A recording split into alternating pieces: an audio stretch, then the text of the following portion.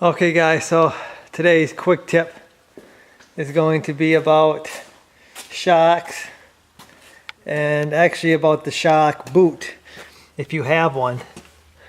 You can see here, these are nice Pro Comp expensive shocks, adjustable. They have a boot and it's supposed to be up here. They'll send these plastic ties with the shocks to hold the boot. You can toss them in the garbage. I've never seen them actually hold the boot up. This is pretty important part of the shock because it protects the shaft of your shock from debris and everything else that is going to be under the truck. So it's pretty important to hold these up.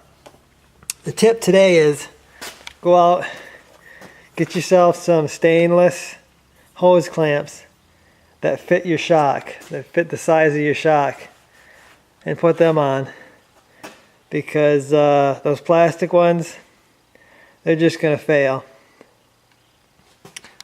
So there you go. I usually put the screw on the other side so you don't see it. Looks a lot better than a little plastic tie, and it holds better. So that's today's quick tip, guys. Hopefully this helps some guys out. I'll see you in the next one.